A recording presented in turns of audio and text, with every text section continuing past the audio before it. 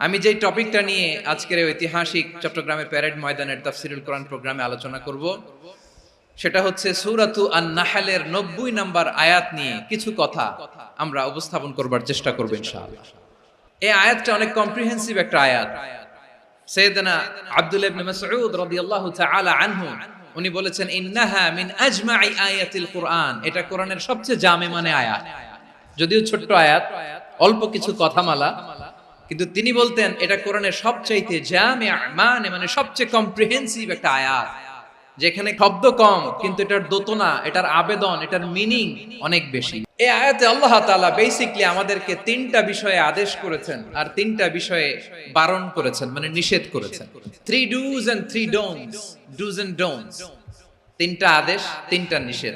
এই ছোট্ট একটা আয়াতে গোটা ইসলামী শরিয়ার the gist, the cream of the creams, গোটা ইসলামী শরিয়ার মূল নির্যাসকে আল্লাহ ঢুকিয়ে দিয়েছেন।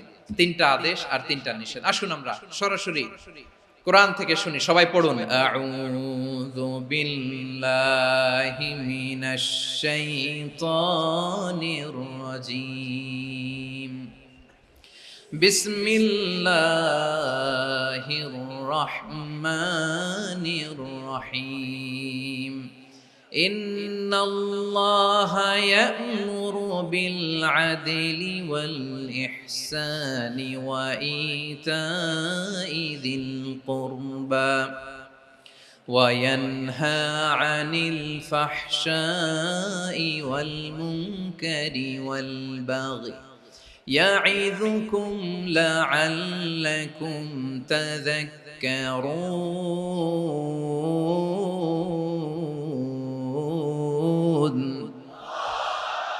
আল্লাহ তাআলা ইরশাদ করছেন, ইন্নাল্লাহা ইয়া'মুরু বিল আদলি ওয়াল ইহসান, নিশ্চয় আল্লাহ তাআলা তোমাদেরকে ন্যায় বিচারের আদেশ দেন, সদাচরণের আদেশ দেন, নিকটাত্মীয়দেরকে দানের আদেশ দেন। আদেশ কয়টা? নিশ্চয় আল্লাহ তাআলা তোমাদেরকে ন্যায় বিচারের আদেশ দেন, সদাচরণের আদেশ দেন, তিনি তোমাদের নিকটাত্মীয়দেরকে দানের আদেশ দেন, আর তিনি তোমাদেরকে অশ্লীলতা থেকে নিষেধ করেন, মন্দ কাজ থেকে নিষেধ করেন, অবাধ্যতা সীমা লঙ্ঘন থেকে নিষেধ করেন। তিনি তোমাদেরকে উপদেশ দেন যাতে তোমরা শিক্ষা গ্রহণ করো। সুবহানাল্লাহ। উপদেশ দিচ্ছে স্বয়ং কে? তিনটা জিনিসের আদেশ। ইয়া'মুরু বিল আদল, সুবিচার, ন্যায় বিচারের আদেশ তিনি দেন। ইহসানের আদেশ দেন, যাতে আমরা ইহসান করি, একে অপরের প্রতি সুবিচার করি, মহানুভবতা দেখাই, অনুগ্রহ দেখাই, আর নিকট আত্মীয়দেরকে যেন আমরা দান করি। এই তিনটা আদেশ তিনি দিয়েছেন।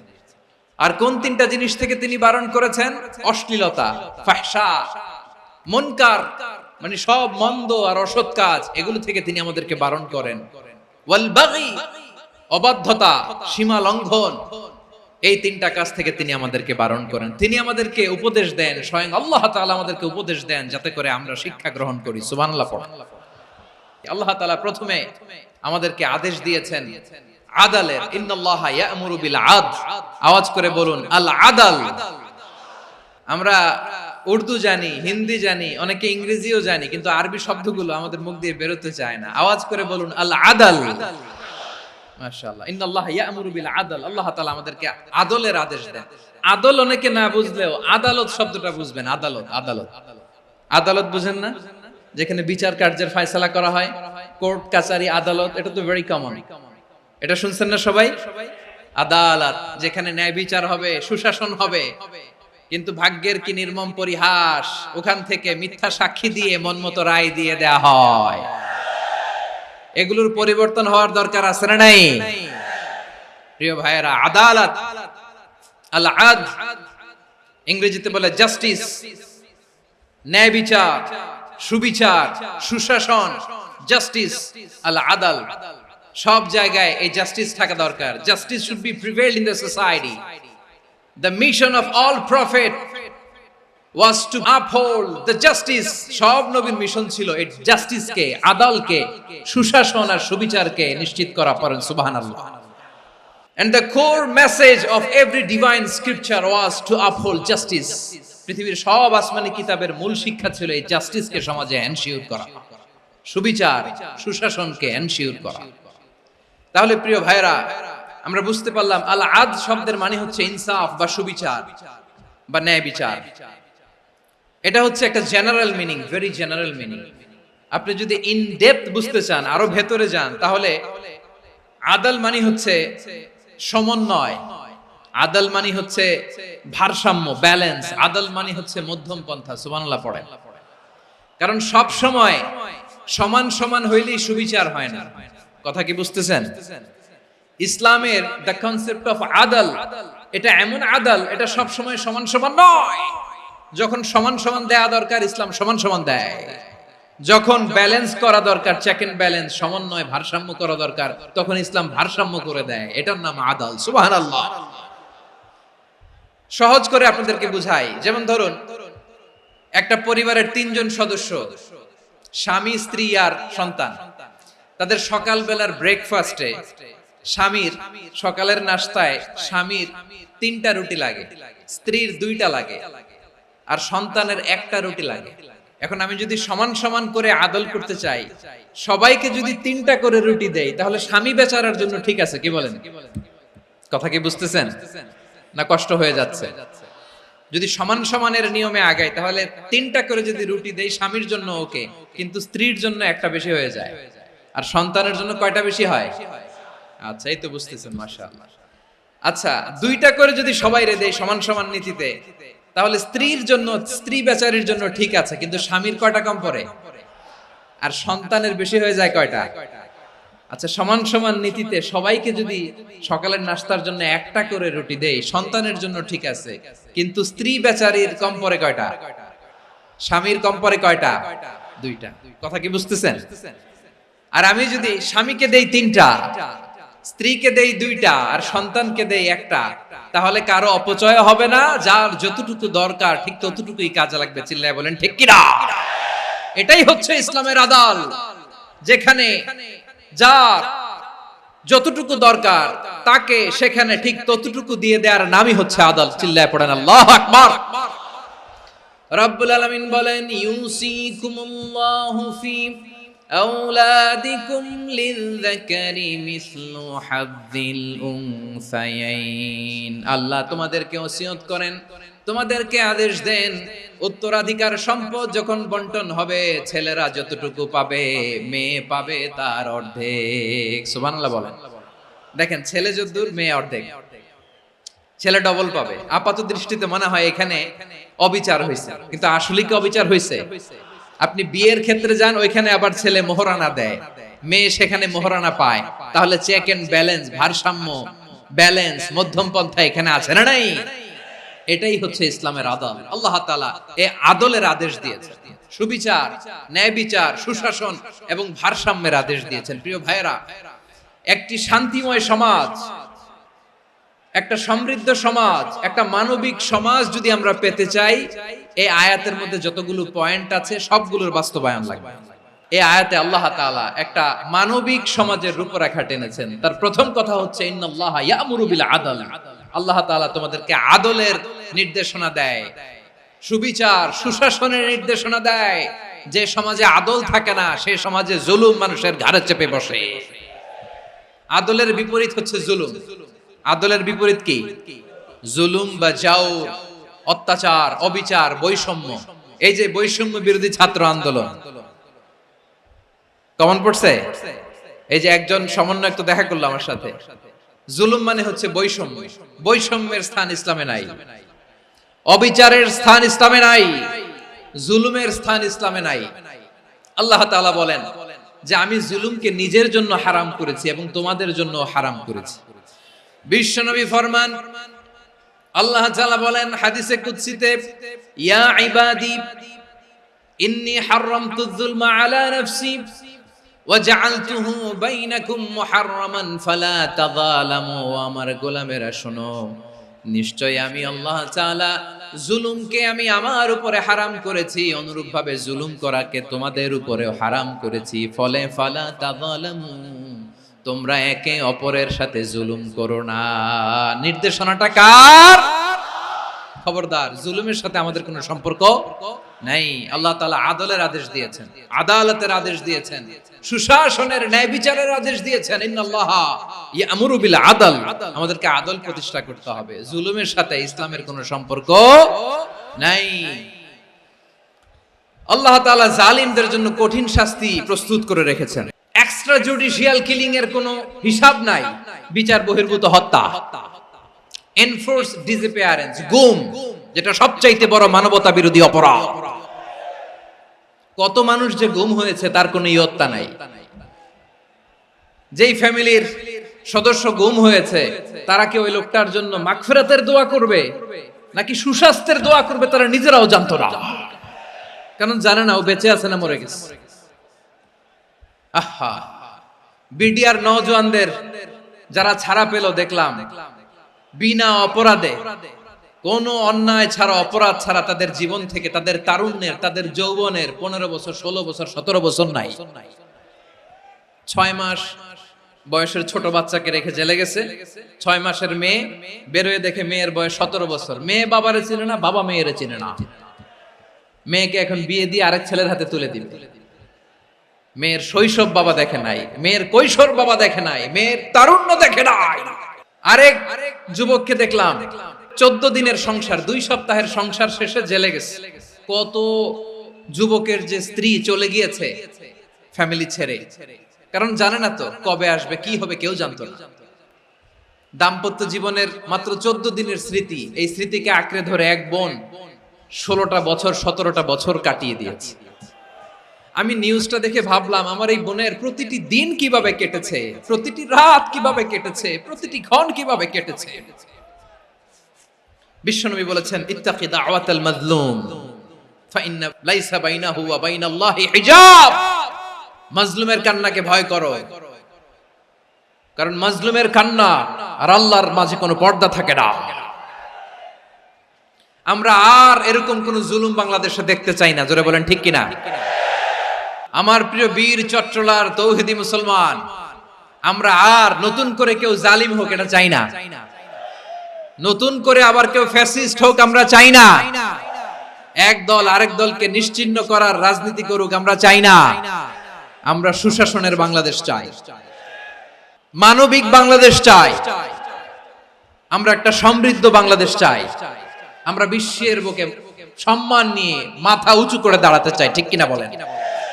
আল্লাহ বললেন, এটা যদি তোমরা চাও, একটা সমৃদ্ধ সমাজ যদি বিনির্মাণ করতে চাও, মানবিক সমাজ যদি বিনির্মাণ করতে চাও, আমি তোমাদেরকে সেজন্য প্রথমে আদালতের নির্দেশ দিলাম। ইন্নাল্লাহা ইয়া'মুরু বিল আদল, নিশ্চয় আল্লাহ তাআলা তোমাদেরকে ন্যায় বিচার, সুশাসন এটার আদেশ দেন। সুবহানাল্লাহ। আদাল, ন্যায় বিচারের আদেশ আল্লাহ তাআলা কোরআনের বিভিন্ন আয়াতে দিয়েছেন। আল্লাহ তাআলা বলছেন, ইন্নাল্লাহা ইয়া'মুরুকুম আন তুআদ্দুল আমানাতি ইলা আহলিহা ওয়া ইযা হাকামতুম বাইনান নাসি আন তাহকুমু বিল আদল ইন্নাল্লাহা নি'ম্মা ইয়া'iযুকুম বিহি ইন্নাল্লাহা কানা সামিআম বাসীরা। আল্লাহ তাআলা বললেন, আল্লাহ আদেশ দিচ্ছেন, যে ব্যক্তি আমানতের হকদার তার হাতে তোমরা আমানত পৌঁছে দাও। আর যখন তোমরা বিচার কার্য করবে, বিচার ফয়সালা করবে, আদালতের সাথে করো। সুবহানাল্লাহ বলেন। ওয়া ইযা হাকামতুম বাইনান নাসি আন তাহকুমু বিল আদল, আদালতের সাথে করবা। আল্লাহ তাআলা বলেন, যারা জাজ হবে, বিচারক হবে, তাদের যদি বাদী বিবাদীর কারোর সাথে শত্রুতা থাকে, কারোর সাথে যদি কোনো ধরনের রেষারেষি থাকে, আল্লাহ বলেন বিচার কার্য করতে যে ওই শত্রুতা রেষারেষির কারণে আদালতের বাইরে যে অবিচার করে বিচার করো না। ওয়ালা ইয়াজরিমান্নাকুম শানাআনু কওমিন আলা আল্লা তা'দিলু ই'দিলু হুয়া আকরাবু লিত্তাকওয়া ওয়াত্তাকুল্লাহা ইন্নাল্লাহা খাবীরুম বিমা তা'মালুন।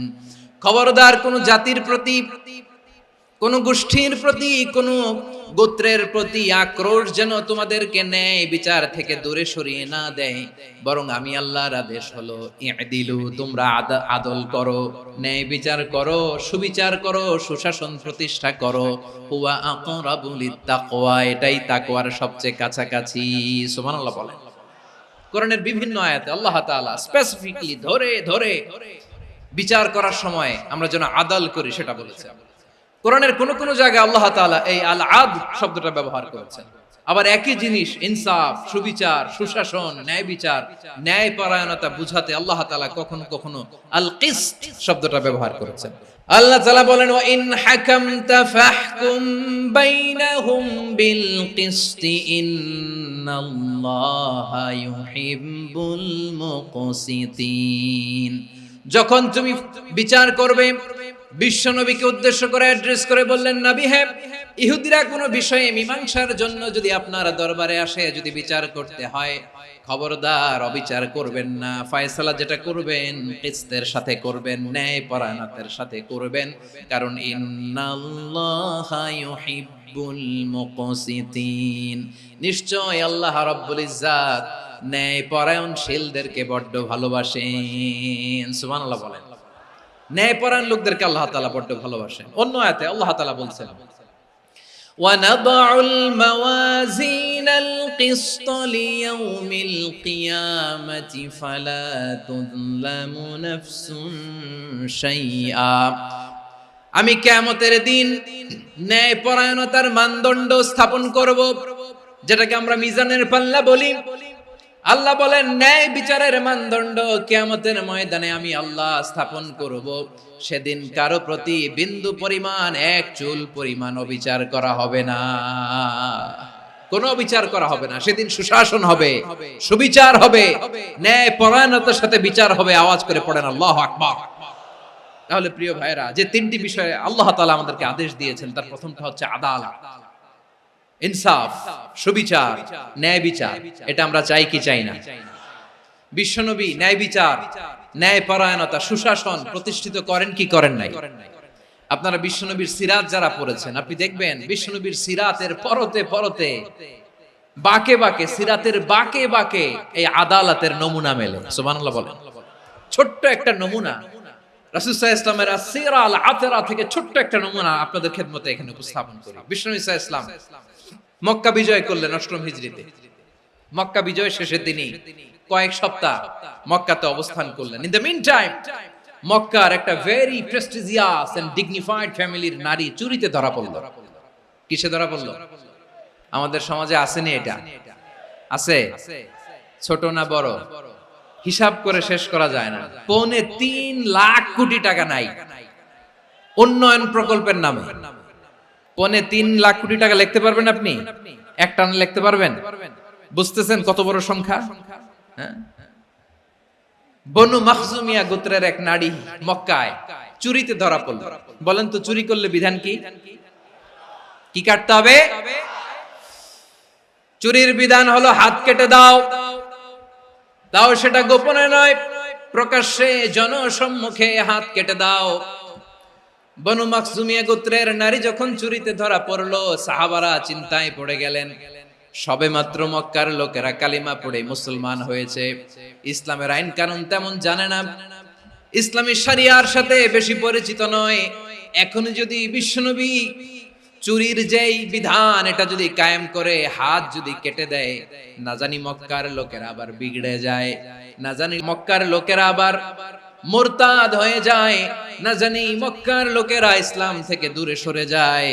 চলো চলো, সাহাবীরা মিলে পরামর্শ করলেন, চলো বিশ্বনবীর কাছে যে বলি, ও নবী, শুধু কেবলমাত্র একমাত্র এই নারীর জন্য চুরির হাত কাটার বিধানটা আপনি একটু থামিয়ে দেন। চুরির হাত কাটার যে বিধান এখানে একটু রহিত করে দেন, বাকিগুলা কইরেন মদিনাতে যে চলবে, কিন্তু মক্কায় এবারের জন্য মাফ করে দেন। কিন্তু কে বলবে? এই যে পরামর্শ, সাজেশন, এটা কে দিবে বিশ্বনবীর কাছে? সাহাবারা চিন্তায় পড়ে গেলেন। আল্লাহর নবীর সামনে দাঁড়িয়ে আল্লাহর দেয়া হুদুদ, আল্লাহর দেয়া বিধান থামিয়ে দেওয়া, মাফ করে দেওয়া, এই কথা বিশ্বনবীর সামনে বলার সাহস তো কেউ রাখে না। কেউ কেউ বলল বিশ্বনবীর পালক পুত্র যায়েদ বিন হারেসার সন্তান উসামারে বিশ্বনবী নাতির মতো আদর করে, বড্ড বেশি ভালোবাসে উসামারে। এজন্য সাহাবারা উসামাকে বলতো হিব্বু রাসূলিল্লাহ, বিশ্বনবীর ভালোবাসা। কি বলতো? সাহাবীরা বললেন বিশ্বনবীর ভালোবাসা হিব্বু রাসূলিল্লাহ, উসামারে পাঠাও। উসামারে বিশ্বনবীর নাতির মতো স্নেহ করে, মায়া করে, ভালোবাসে। আমরা পারবো না, উসামা পারবে। সবাই মিলে ফুলিয়ে ফুসিয়ে ওসামাকে, ছোট্ট ওসামাকে রাজি করালো। ওসামা এমন এমন কথা যে তুমি বিশ্বনবীর কাছে বলতে হবে, পারবা নাকি? ওসামা বলে পারবো। সাইয়েদনা ওসামা রাদিয়াল্লাহু তাআলা আনহু তরুণ সাহাবী বিশ্বনবীর কাছে গেলেন, যে বললেন নবী, বনু মাখজুমিয়া গোত্রের এক নারী চুরিতে ধরা পড়েছে, এবারের জন্য কি এই মহিলাটারে মাফ করে দিলে হয় না? এবারের জন্য একটু ক্ষমা করা যায় না নবী? বিশ্বনবী বলেন আতাশফাউ ফি হাদ্দিম মিন হুদুদিল্লাহ, তোমার এত বড় সাহস উসামা, তুমি আল্লাহর হাদ, আল্লাহর দেয়া বিধান, এটার ব্যাপারে সুপারিশ করতে এসেছো? তোমরা কি জানো তোমাদের আগে যত কওম, যত গোত্র, যত জনপদ ধ্বংস হয়েছে তার কারণ ছিল তাদের মধ্যে গরিবরা অন্যায় করলে তারা বিচার করত, আর ধনীরা অন্যায় করলে তারা মাফ করে দিত। খবরদার! ওয়া আইমুল্লাহ লাউ আন্না ফাতিমাতা বিনতি মুহাম্মাদিন সারাকাত লাকাতা মুহাম্মাদুন ইয়াদাহা।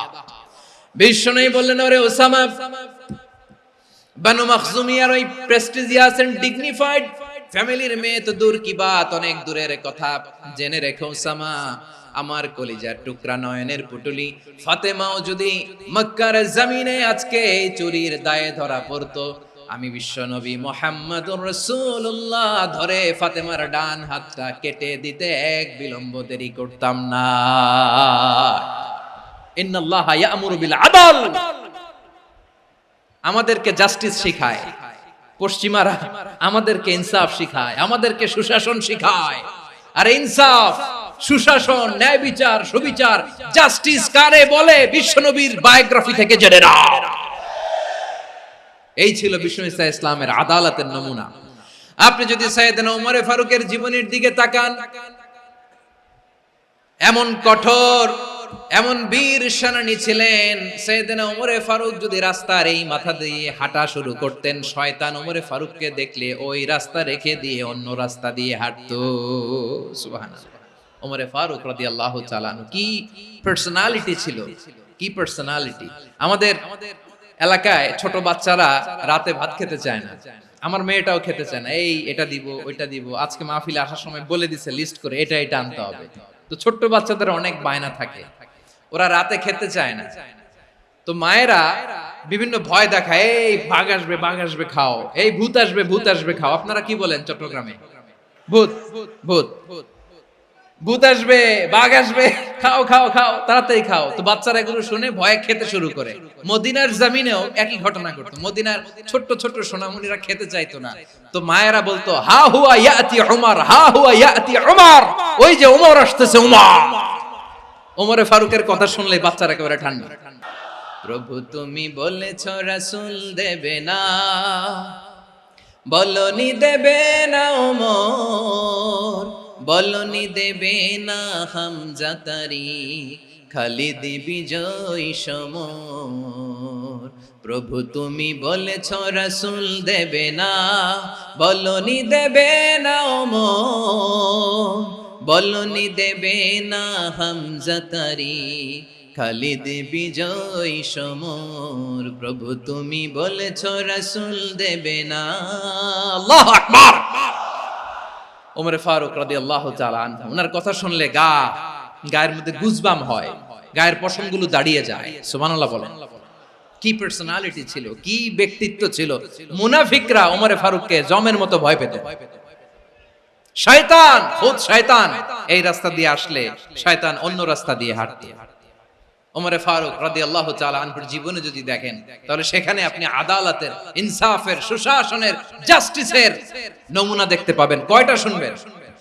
সাইয়েদনা ওমর ফারুক রাদিয়াল্লাহু তাআলা আনহুর সন্তান আব্দুর রহমান মিশরে মদ খেয়ে মদ্যপ অবস্থায় ধরা পড়েছে। মদ খাওয়ার কারণে, মদ যদি কেউ পান করে আর যদি প্রমাণিত হয়, তার বিচার হলো 80 বেত। আওয়াজ করে বলেন কয় বেত? বাংলাদেশেও তো এই আইন আছে নাকি? বাংলাদেশে আছে? হ্যাঁ, মদ খাইলে 80 ব্যাট, এই আইন বাংলাদেশে চালু হোক, আমরা চাই কি চাই না? একেবারে সহজ, পানির মতো সহজ হিসাব, একেবারে সহজ। ওমরে ফারুক রাদিয়াল্লাহু তাআলা আনহুর ছেলে ভুল করে মদ পান করে ফেলেছিলেন। আব্দুর রহমান, ঘটনা ঘটেছে মিশরে। মিশরের গভর্নর তখন আমর ইবনুল আস রাদিয়াল্লাহু তাআলা আনহু। আব্দুর রহমানের ভাই যে গভর্নরকে বলল, গভর্নর যদি একটু দয়া করেন, খলিফার ছেলে আমার ভাই আব্দুর রহমান মদ্যপ অবস্থায় ধরা পড়েছে, জনসম্মুখে যদি আপনি বেত্রাঘাত করেন আমাদের প্রেস্টিজ থাকে না, যদি 80 বেত আপনি মারেন আমার কোনো কথা নাই, কিন্তু ঘরের ভেতরে মারেন। আব্দুর রহমানের ভাইয়ের সুপারিশ শুনে সাইয়েদনা আমর ইবনুল আস রাদিয়াল্লাহু তাআলা আনহু রাজি হয়ে গেলেন। ঘরের ভেতরে লোকচক্ষুর আড়ালে 80 বেত তিনি মানলেন। কিন্তু ঘটনাক্রমে এই কথা লুকিয়ে লুকিয়ে ঘরের ভেতরে 80 বেত মারার কথা সাইয়েদনা ওমর ফারুক মদিনা থেকে জানতে পারলেন। মদিনা থেকে তিনি ফরমান জারি করলেন, এই বিচার যেমনটি আমর ইবনুল আস আদায় করেছে এটা প্রকৃতপক্ষে আদায় হয় নাই। আসো সবাই মদিনায় আসো, আমর ইবনুল আস মদিনায় আসো, আব্দুর রহমানও আসো, সবাই আসো, জনসম্মুখে এই বিচার কার্যকর করতে হবে।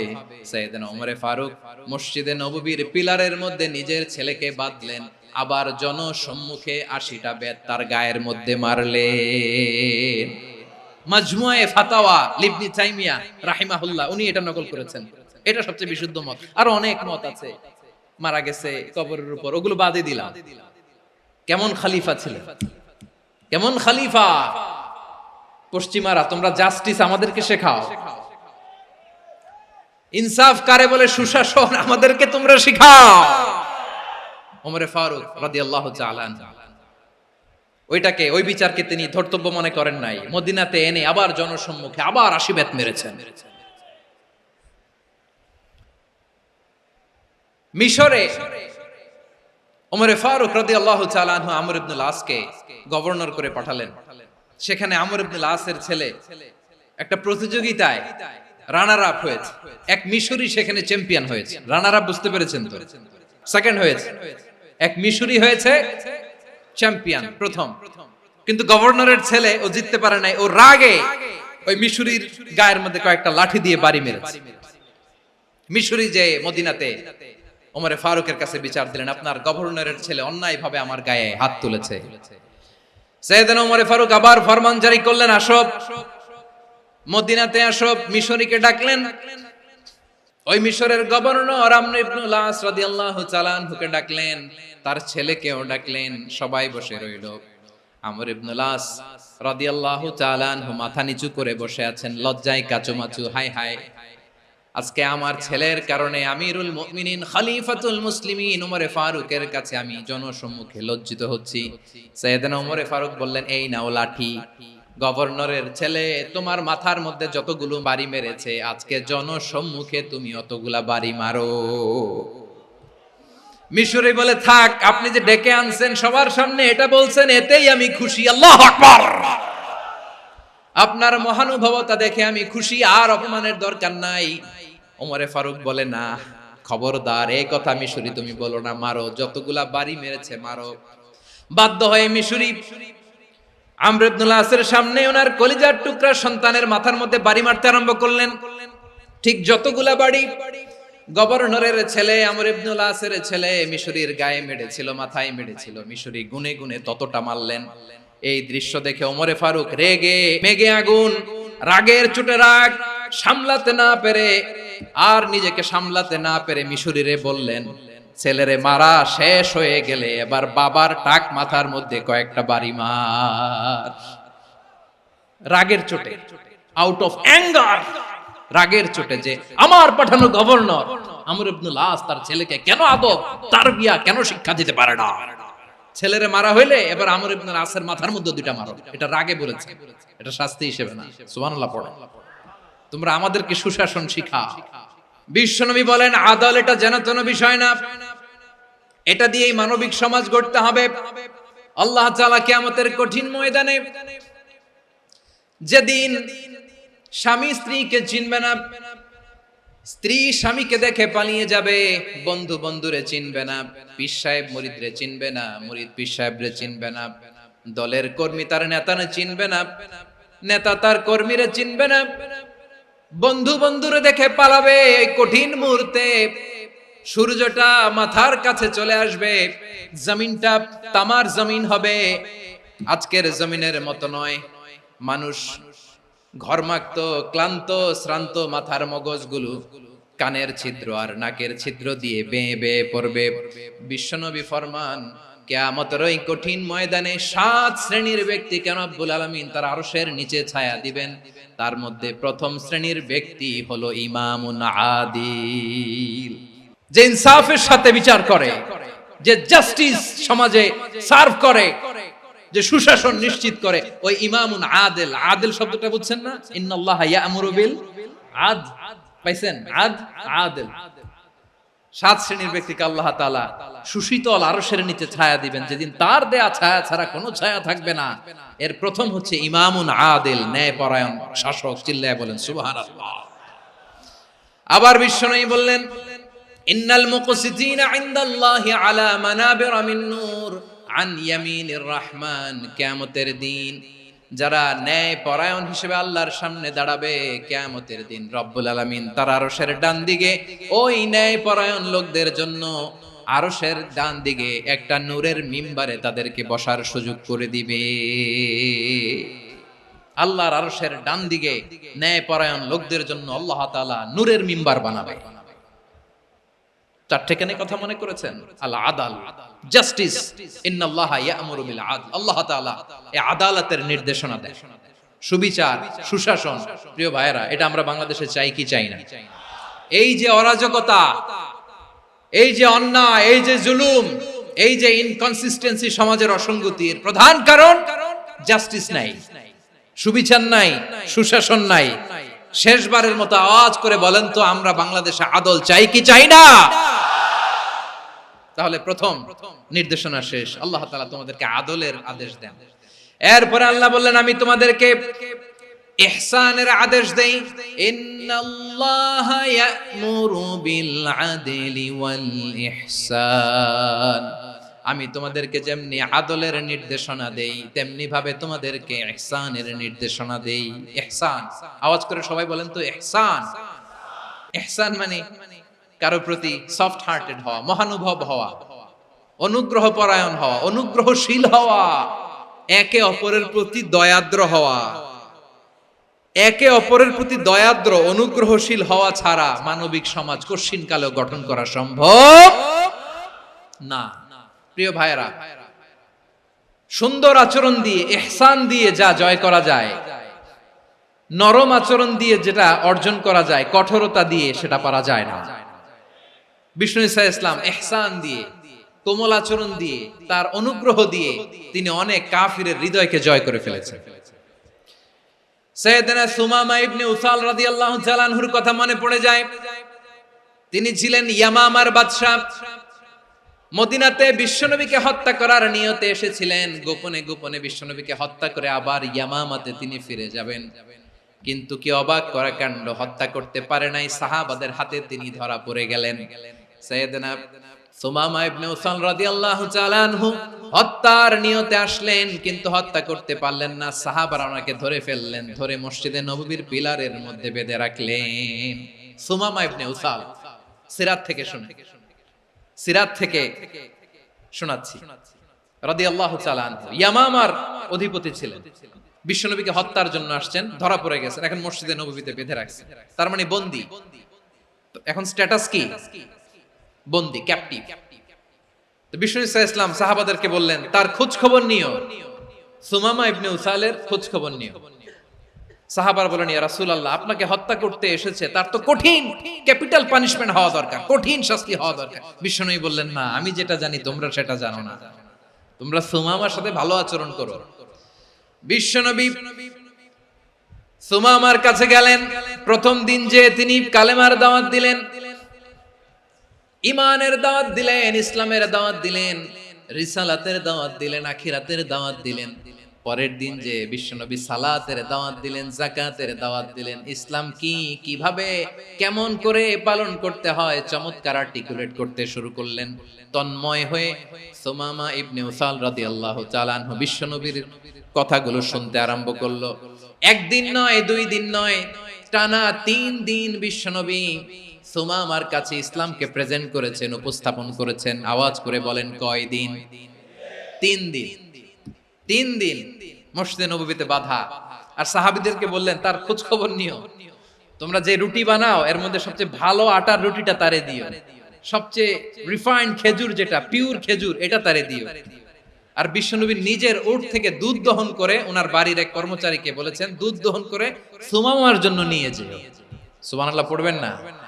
সবাই তো অবাক, ইয়ামামা থেকে আসছে নবীকে হত্যা করতে, বিশ্বনবী দেখে তারে জামাই আদর করে।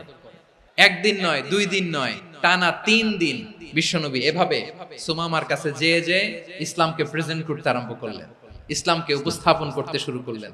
আর তাকে চমৎকার এন্টারটেইনমেন্ট, আপ্যায়ন দিতে আরম্ভ করলেন। টানা 3 দিন যখন ইসলামের দ্য বিউটিজ অফ ইসলাম, ইসলামের সুমহান বাণী, সৌন্দর্য তার কাছে উপস্থাপন শেষ, তাকে আপ্যায়ন শেষ, বিশ্বনবী বললেন সাহাবাদেরকে, যাও এবার সুমামার হাতের পায়ের রশি দুটো খুলে দাও। সাহাবারা তর্ক জুড়ে দিলেন, লা ইয়া রাসূলুল্লাহ, এমনটা করবেন না, তো ভয়ঙ্কর, ভয়ঙ্কর খুনি, কি জানি কি হয়ে যায়। বিশ্বনবী বললেন, না, তার হাতে পায়ের রশিগুলো খুলে দাও। সাহাবারা বিশ্বনবীর কথা মতো তার হাতে পায়ের রশিগুলো খুলে দিল। সুমামা মুহূর্তের মধ্যে মসজিদে নববী থেকে বের হয়, ইয়ামামায় ফিরে না যে মসজিদে নববীর পাশে একটা খেজুর বাগান ছিল, সেখানে চলে গেলেন। সেখানে একটা ছোট্ট কুয়া ছিল, কুয়ার পানি দিয়ে তিনি গোসল করলেন। সুবহানাল্লাহ পড়েন। কুয়ার পানি দিয়ে গোসল করে মসজিদে নববীর সামনে এসে বিশ্বনবী এবং সাহাবাদের সামনে দাঁড়িয়ে সাব্বাবা উঁচু করে বললেন, আশহাদু আল্লা ইলাহা ইল্লাল্লাহ ওয়া আশহাদু আন্না মুহাম্মাদান আবদুহু ওয়া রাসূলুহু। আমি সাক্ষ্য দিচ্ছি আল্লাহ ছাড়া কোনো ইলাহ নাই, আর মুহাম্মদ আল্লাহ তাআলার প্রেরিত বান্দা এবং রাসূল। প্রিয় ভাইয়েরা, ইহসান দিয়ে যা জয় করা যায়, কঠোরতা দিয়ে সেটা কঠিনকালেও জয় করা যায় না। আওয়াজ করে বলেন, ঠিক কি না? এবার সুমামা দাঁড়িয়ে বলে, ওগো নবী, আমি তো কালিমা পড়ে মুসলমান হয়ে গেলাম, এবার শোনেন, এই মুহূর্তের আগে আপনার চেহারার চাইতে নিকৃষ্ট কোনো চেহারা আমার কাছে ছিল না, কিন্তু শাহাদা পাঠ করার পরে আপনার চেহারার চাইতে উত্তম শ্রেষ্ঠ কোনো চেহারা আমার কাছে আর নাই। ও নবী, আজকের দিনের আগে ইসলাম ধর্মের চেয়ে নিকৃষ্ট, অপছন্দনীয় কোনো ধর্ম আমার কাছে ছিল না, কিন্তু এই মুহূর্ত থেকে ইসলামের চেয়ে সেরা, শ্রেষ্ঠ, পছন্দনীয় কোনো ধর্ম আমার কাছে নাই। নবী গো, আজকের দিনের আগে মদিনার চাইতে অপছন্দনীয়, নিকৃষ্ট কোনো শহর আমার কাছে ছিল না, কিন্তু এই মুহূর্তের পর থেকে মদিনার চাইতে কোনো শ্রেষ্ঠ শহর আমার জানা নাই। সে ছিল গমের বড় ডিলার, গম বেচতো। কি বেচতো? তার গম কিনে মক্কার লোকেরা রুটি খাইতো। সে ঘোষণা দিল, আজকে থেকে মক্কাবাসীদের জন্য সব গম আমি হারাম করে দিলাম, মক্কাবাসী এখন না খেয়ে মরে। সুবহানাল্লাহ পড়বেন না? মক্কাবাসী বিশ্বনবীর কাছে আসলেন, এসে বললেন, মুহাম্মদ, আমরা তো তোমার ভাই, তোমার চাচা, তোমার ভাতিজা, তোমার আত্মীয়, তুমি সুমামারে বলো সে যেন আবার গমের সাপ্লাই মক্কার জন্য অনুমতি দিয়ে দেয়। বিশ্বনবীর অনুমতি ক্রমে সুমামা আবার মক্কাতে গম পাঠাতে শুরু করলো। পড়েন সুবহানাল্লাহ। ইহসান, ইহসান দিয়ে আপনি যেটা জয় করতে পারবেন, you can win the heart of your enemies. ইহসান দিয়ে আপনি আপনার শত্রুর হৃদয়কে জয় করতে পারবেন। এজন্য আল্লাহ বললেন, ওয়া আনফিকু ফি সাবিলিল্লাহি ওয়া লা তুলকু বিআইদিকুম ইলাত তাহলুকা ওয়া আহসিনু ইন্নাল্লাহা ইউহিব্বুল মুহসিনিন। তোমরা আল্লাহর রাস্তায় দান করবে আর নিজেরা নিজেদেরকে ধ্বংসের হাতে ঠেলে দিও না। তোমরা একে অপরের প্রতি ইহসান করবে, কারণ ইহসানকারীদেরকে আল্লাহ বড় ভালোবাসেন। সুবহানাল্লাহ পড়েন। আবার সূরা রহমানে আল্লাহ বললেন, হাল জাযাউল ইহসানি ইল্লাল ইহসান ফাবিআইয়ি আলা, সবাই পড়েন, ফাবিআইয়ি আলাই রাব্বিকুমা তুকাযযিবান। ইহসানের প্রতিদান হিসেবে ইহসানি হয়। বিশ্বনবী সুমামার প্রতি যেমন ইহসান করেছেন, সুমামাও ঠিক তেমন ইহসান ফিরিয়ে দিয়েছে। ঠিক কিনা বলেন? তাহলে এক নম্বরে হচ্ছে আদ, ন্যায় বিচার। দুই নম্বরে সবাই বলেন ইহসান, সদাচরণ। ইহসান দুই ধরনের প্রিয় ভাইরা, ইহসান ফিল ইবাদা, ইহসান ফিল মুআমালা। ইহসান ফিল ইবাদা হচ্ছে একাগ্র অনুভবে ইবাদতে ডুব দেওয়া, এর নাম ইবাদতের ইহসান। সুবহানাল্লাহ পড়ুন। বিশ্বনবী বলেন ইহসান মানে কি জানো নাকি? হাদিসে জিবরিলে সাইয়েদনা জিবরিল আলাইহিস সালাম বিশ্বনবীকে বললেন আখবিরনি আনিল ইহসান। নবী আমাদেরকে বলেন ইহসান মানে কি? বিশ্বনবী বললেন আনতা আবুদাল্লাহা কাআন্নাকা তারাহু ফাইন লাম তাকুন তারাহু ফাইন্নাহু ইয়ারাক। ইহসান মানে হলো এমন ভাবে তুমি আল্লাহর সামনে নিজেকে উজাড় করে ইবাদত করবে, তুমি ভাববে তুমি আল্লাহকে দেখতে পাচ্ছ। আর এটা যদি ভাবা তোমার জন্য কঠিন হয়ে যায়, অন্তত এতটুকু তুমি ভাববা যে আল্লাহ তোমাকে দেখতে পাচ্ছেন। ঠিক কিনা বলেন? ও আমার বীর চট্টলার ভাইয়েরা, কেউ যেটা দেখে না সেটা দেখে কে? এই বিশ্বাস হৃদয়ের মধ্যে আছে? নামাজে যখন দাঁড়ান এই ফিলিংসটা আনা যাবে? এসা পর্যন্ত যে আমরা হায়াত পাবো কোনো গ্যারান্টি আছে? সবাই আওয়াজ করে বলেন গ্যারান্টি আছে? গ্যারান্টি নাই। এজন্য বিষ্ণু ইসলাম বলেছে এমন ভাবে নামাজে দাঁড়াও, ইবাদত করো, মনে করো হতে পারে এটাই আমার জীবনের শেষ নামাজ। পারফর্ম দ্য সালাহ as if this is your last and final prayer. এমন ভাবে সালাতে দাঁড়াও, ভাবো হতে পারে এটাই তোমার জীবনের শেষ নামাজ। এমন ভাবে নামাজে দাঁড়াও, ভাবো এটাই শেষ নামাজ। তাহলে নামাজে একাগ্রতা বাড়ায় দিবে কে? ফলে ইবাদতের ইহসান আমাদের অর্জিত হবে। আর মুআমালাতে ইহসান হলো, বিশ্বনবী বলেন ইন্নাল্লাহা তাবারাকা ওয়া তাআলা কাতাবাল ইহসানা আলা কুল্লি শাই ফাইদা কাতালতুম ফাআহসিনুল কিতলা ওয়া ইযা যাবাহতুম ফাআহসিনুয যাবহা ওয়ালিয়ুহিদ্দা আহাদুকুম শাফরাতাহু ওয়ালিয়ুরিহ যাবিহাতাহু। ইহসান দুই ধরনের, আওয়াজ করে বলতে হবে কয় ধরনের? একটা হচ্ছে ইহসান ফিল ইবাদা, ইবাদতে ইহসান। ইবাদতে ইহসান কি? একাগ্র অনুভব দিয়ে ইবাদত করা, মন প্রাণ দিয়ে ইবাদত করা। আর মুআমালাতে ইহসান কি? সব কাজে, দৈনন্দিন কাজে, কর্মে, সামাজিক অ্যাক্টিভিটিতে কোমলতা প্রদর্শন করা, অনুগ্রহের সাথে সবকিছু করা। আল্লাহ তাআলা ইন্নাল্লাহা তাবারাকা ওয়া তাআলা কাতাবাল ইহসানা আলা কুল্লি শাই, তিনি সবকিছুর ব্যাপারে ইহসানকে আবশ্যক করেছেন। সবকিছু, মুমিনের সব কাজে ইহসানের পরশ থাকবে। ওয়া ইযা কাতালতুম ফাহসিনুল কিতলা, বিষ্ণুই বলেন তুমি যখন কাউকে হত্যা করো ইহসানের সাথে করো। সুবহানাল্লাহ পড়বেন না? যখন হত্যা করো তখনও ইহসানের সাথে। আচ্ছা হত্যা করবো আবার ইহসান আসবে করতে, করে তো মেরেই ফেলবো আমি। আল্লাহ, ও ভাই একজন খুন করেছে, খুনি, রাষ্ট্রীয় আইনে তার শাস্তি হয়েছে ডেথ পেনাল্টি, মৃত্যুদণ্ড। এখন মৃত্যুদণ্ড দেখে আপনি যেমনি মন চায় তেমনি মারবেন লোকটারে? ওর নাক কেটে ফেলতে পারবেন? ওর কান কাটতে পারবেন? ওর চোখ উপড়ে ফেলতে পারবেন আপনি? যেমন মন চায় তার অঙ্গহানি করা যাবে না। ইহসানের সাথে তাকে হত্যা করো। সুবহানাল্লাহ, this is Islam, this is the true essence of Islam. ওয়া ইযা যাবাহতুম ফাহসিনুয যাবহা, যখন জবাই করবে তখনও ইহসানের সাথে জবাই করো। করব জবাই, ওইখানেও নাকি ইহসান। আচ্ছা কুরবানির দিন আমরা পশুগুলোরে কি করি বলেন সবাই আওয়াজ করে? জবাই। জবাই মানে তো এটারে মেরেই ফেলতেছি, একটু পরে তো টুকরো টুকরো করে গোশতগুলো খাবো, এটা তো খাবো, এটা তো মেরেই ফেলবে। বিষ্ণু বলে না, জবাইয়ের মধ্যেও মুমিনের জবাইয়ের ভেতরেও ইহসানের পরশ থাকা চাই। যখন জবাই করবে প্রাণীটাকে হাত পা টাইট করে বেঁধে নাও, ছুরিটাকে শার্পেন করে নাও, ধারালো করে নাও, যাতে অল্প সময়ে জবাইটা হয়ে যায়, প্রাণীটা যাতে কম কষ্ট পায়। সুবহানাল্লাহ পড়েন। দিস ইজ কল্ড ইহসান। আল্লাহ তাআলা যেমনি আদলের আদেশ করেছেন, ন্যায় বিচার, জাস্টিস এনশিওর করতে বলেছেন, সমাজে ইহসানের ব্যবহার, ইহসানের অনুশীলন তিনি করতে বলেছেন। এজন্য মুমিনের প্রতিটি কাজে, আমার চট্টগ্রামের ভাইয়েরা আমার দিকে তাকান, খেয়াল করে শুনুন, মুমিন জীবনের প্রতিটি কাজে ইহসানের পরশ থাকা চাই।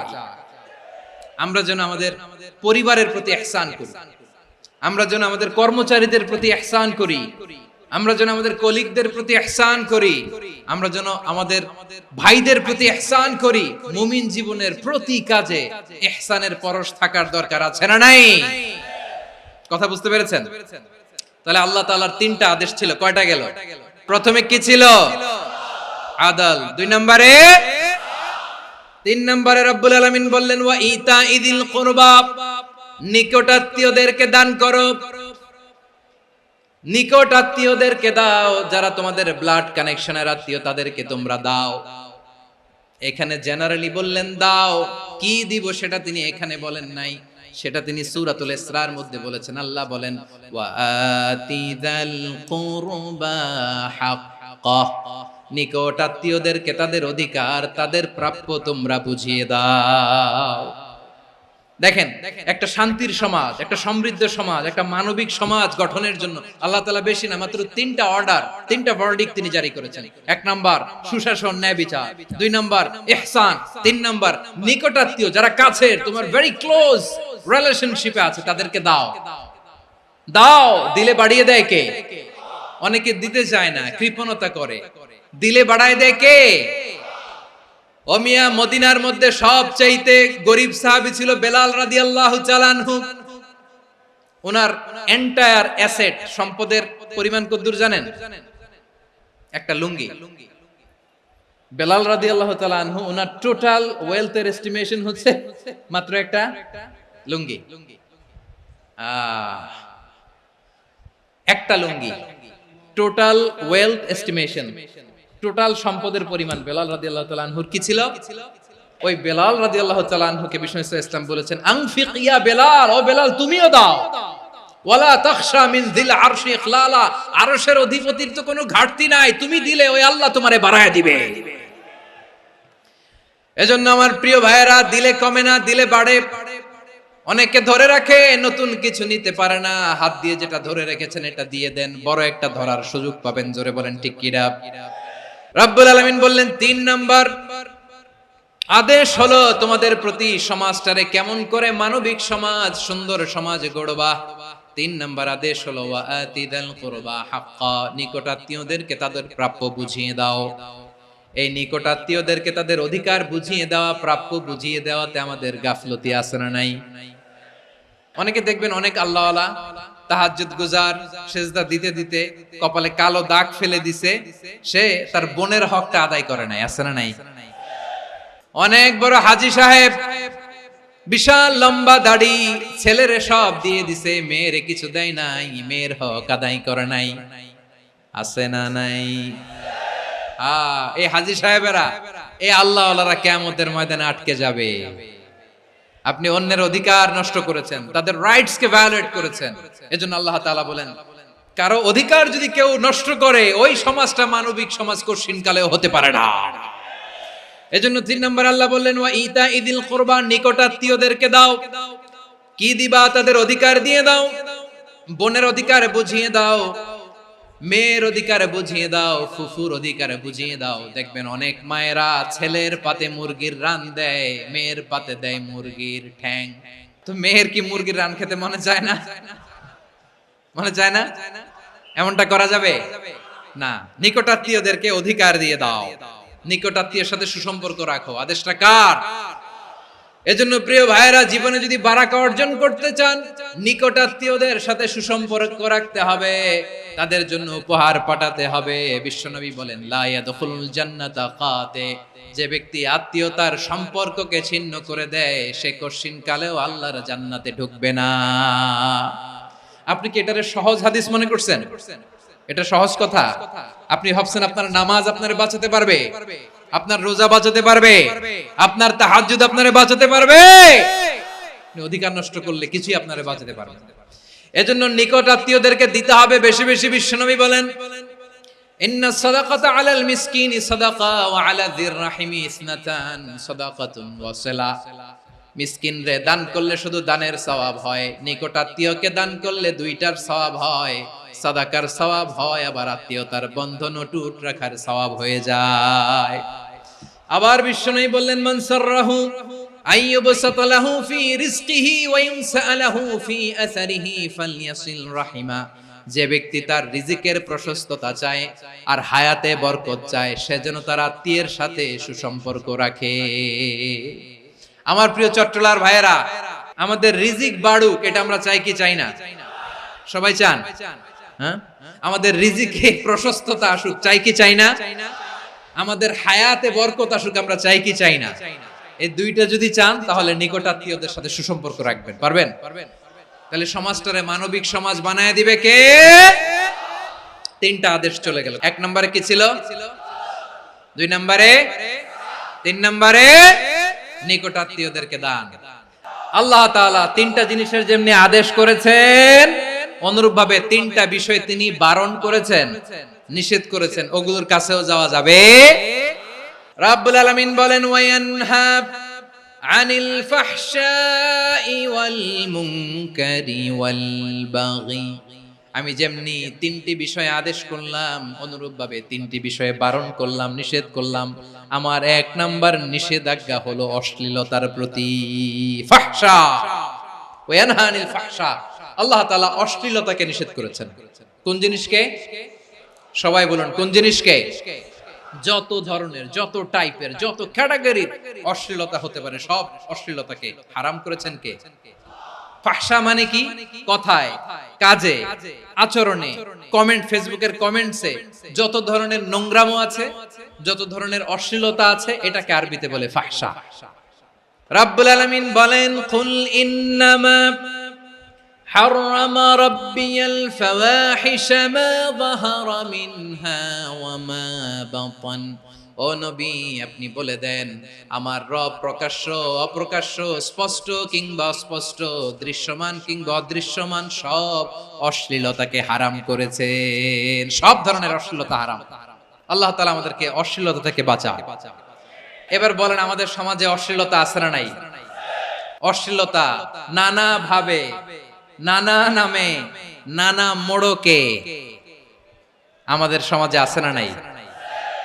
সংস্কৃতির নামে, ফ্যাশনের নামে, বিনোদনের নামে, উপন্যাসের নামে, কনসার্টের নামে অশ্লীলতা আছে না নাই? আপনি দেখেছেন কনসার্ট গুলোর অবস্থা? আমাদের তরুণ তরুণীরা, আমাদের যুবক যুবতীরা, আমাদের জেনজিরা, কি অবস্থা ওইখানে? কনসার্টের নামে অশ্লীলতা আছে না নাই? ছেলে মেয়ে একে অপরকে জড়ায় ধরতেছে, একে অপরকে চুমু খাচ্ছে, প্রকাশ্যে, দিবালোকে, গণমানুষের সামনে। আল্লাহ তাআলা এই অশ্লীলতা থেকে আমাদেরকে বেঁচে থাকতে বলেছেন। রূপালী জগতের নামে অশ্লীলতা আছে না নাই? এই টার্মটা আপনারা জানেন না? রূপালী জগৎ কি জগৎ? আসলে কি রূপালী জগৎ না অন্ধকার জগৎ? আমার বোনেরা, আপনাদেরকে যে কি বলে তারা বুঝায়, রূপালী জগৎ শুনেই আপনি ভরকে যাবেন না। রূপালী জগতে যে নারী যত বেশি উলঙ্গ, সে নাকি তত বেশি সাহসী। জানেন? বলে এটা একটা সাহসী নারী, খুব সাহসী পদক্ষেপ তার। যত বেশি শরীর থেকে কাপড় নামাতে পারবে, যত বেশি বস্ত্রহীন হয়ে নিজেকে প্রেজেন্ট করতে পারবে, সে নাকি তত বেশি সাহসী। আমার চট্টলার ভাইয়েরা, শয়তানের প্রথম এজেন্ডা ছিল বনি আদমকে বস্ত্রহীন করা। সে আদম এবং হাওয়া আলাইহিস সালামকে নিষিদ্ধ গাছের ফল খাইয়ে তাদেরকে বস্ত্রহীন করেছে। এই জামিনেও সে আমাদেরকে বস্ত্রহীন করতে চাইবে। এই রূপালী জগতের নামে তারা এটা করে। আমার প্রিয় বোনেরা, আপনি জানেন না আপনার দাম কত? ওরা আপনাদেরকে বিজ্ঞাপনের সস্তা পণ্য বানাতে চায়। ওরা আপনাদেরকে ওদের ভোগের লিপসার টুলস বানাতে চায়। ওরা আপনাদেরকে দিয়ে ওদের খায়েশ পূরণ করতে চায়। এটা আপনাদের জন্য মোটেও ডিগনিটি নয়, এটা আপনাদের জন্য সম্মান নয়। আপনার সম্মান শালীনতায়, আপনার সম্মান হেজাবে, আপনার সম্মান ভদ্রতায়, আপনার সম্মান আপনার ডিসেন্ট পোশাকে। পোশাক বলে দেয় এই নারীটা ভদ্র না অভদ্র। পোশাক বলে দেয় এই মেয়েটা কোন ঘরের মেয়ে। আপনি জানেন না, আপনারা সস্তা পণ্য বানায়, ভোগের পণ্য, বিলবোর্ডে আপনাকে উলঙ্গ করে উপস্থাপন করে। এই অশ্লীলতার সাথে ইসলামের কোনো সম্পর্ক। এজন্য আল্লাহ বলেন, আমি অশ্লীলতাকে হারাম করেছি। অশ্লীলতাকে হারাম করার প্রথম কারণ হলো এর মাধ্যমে মানবতাকে অপমানিত করা হয়। কারণ মানুষের সম্মান মানুষের পোশাকে। মানুষ যখন পোশাকহীন হয়ে যায়, বস্ত্রহীন হয়ে যায়, তার সম্মান কমে যায়। ঠিক কিনা? অশ্লীলতাকে হারাম করার প্রথম কারণ হচ্ছে মানুষ মানুষকে অপমান করে। একটা নারী, সে তো সম্মানিত, নারী যে কত সম্মানিত নারীর এটা বুঝেই নাই। বিশ্বনবী বলেন আদ-দুনিয়া কুল্লুহা মাতা ওয়া খায়রু মাতা'আদ দুনিয়া আল মারআতুস সালিহা। আমার বোনেরা, 5টা প্যান্ডেলে আপনারা এলইডিতে আমার আলোচনা শুনছেন আমি জানি। আপনাদের এই গর্ভ যে কত দামি আপনি জানেন না। আপনার পেট থেকেই আসবে আগামী দিনের সালাহুদ্দিন আল আইয়ুবী। আপনার পেট থেকেই আসবে অনাগত দিনের ইমাম মাহদী আল মুনতাযর। আপনার পেট থেকেই আসবে অনাগত দিনের ফয়সাল, ওয়াসিম, মুগ্ধ, আবু সাইদের মতো বীর যোদ্ধা। আমার প্রিয় বোনেরা, আমার প্রিয় বোনেরা, বিশ্বনবীর কথার ওজন খেয়াল করেন। আদ-দুনিয়া কুল্লুহা মাতা ওয়া খায়রু মাতা'আদ দুনিয়া আল মারআতুস সালিহা। দুনিয়ার সবকিছুই অ্যাসেট, এর মধ্যে সবচেয়ে দামি অ্যাসেট নেককার নারী। আপনার গর্ভ যে কত দামি আপনি জানেন না। নিজের সময়টাকে কাজে লাগান, কোরআন পড়েন, সুন্নাহ পড়েন। আপনার অনেক দায়িত্ব ঘরে। You are the MD of your family. একটা family it's a very big institution. পরিবার একটা অনেক বড় প্রতিষ্ঠান। And you are the MD of your institution. আপনি এই পরিবারের MD, managing director of your family. এখানে আপনার কত দায়িত্ব।